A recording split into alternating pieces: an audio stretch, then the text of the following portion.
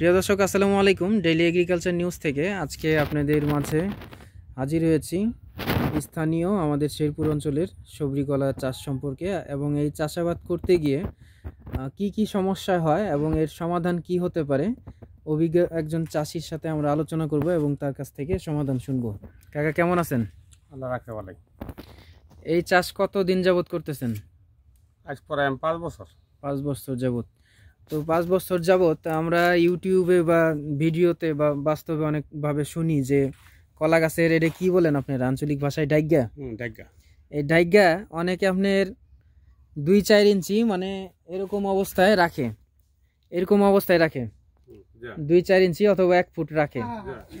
তো আপনার মতে এটা রাখলে কি সুবিধা আর না রাখলে যদি এরকম কোনো একটা অসুবিধা, মানে রাখলে কি সুবিধা হবে এবং না রাখলে কি সুবিধা হবে, এটা যদি আমাদের দর্শকের একটু উদ্দেশ্যে বাস্তব বুঝাইতেন যে এই সমস্যা হয়, চাপায়া কাটলে এই সমস্যা হবে না এবং ডাটা রেখে কাটলে এই সমস্যা হবে, এটা যদি একটু বলতেন।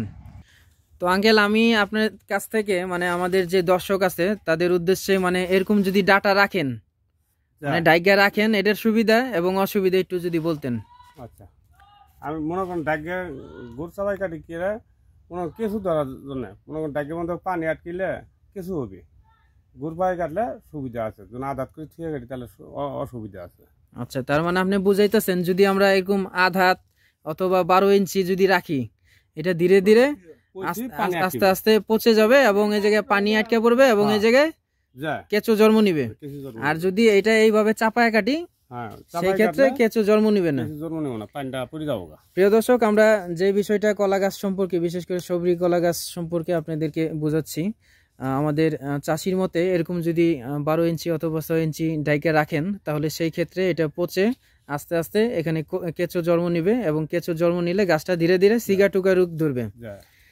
দ্বিতীয় ক্ষেত্রে হচ্ছে আর আপনার এটা প্রতি মাসে মাসে কি ব্যবহার করেন যেটা আপনার কেঁচো ধরে না?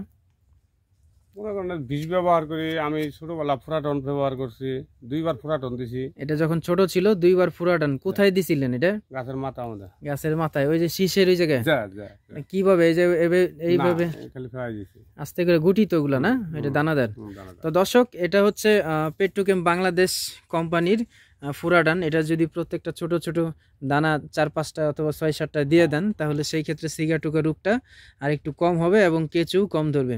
তো দর্শক, এরকম নিত্য নতুন ভিডিও পেতে এবং আমাদের চাষির কাছ থেকে আপনারা যদি আরও পরামর্শ পেতে চান আমাদের কমেন্টের মাধ্যমে জানাবেন। সেই ক্ষেত্রে আমরা বিস্তারিত কলা গাছের যে কোনো সমস্যা হলে আমরা আপনার মাধ্যমে এটা দিব নাকি। এই ছিল আজকের প্রতিবেদন। পরবর্তী একটা নিত্য নতুন ভিডিও নিয়ে শেরপুর জেলা থেকে আমি মেহেদি ফারদিন ডেইলি এগ্রিকালচার নিউজ থেকে হাজির হব। সেই সুবাদে ভালো থাকবেন, সুস্থ থাকবেন। আল্লাহ হাফেজ।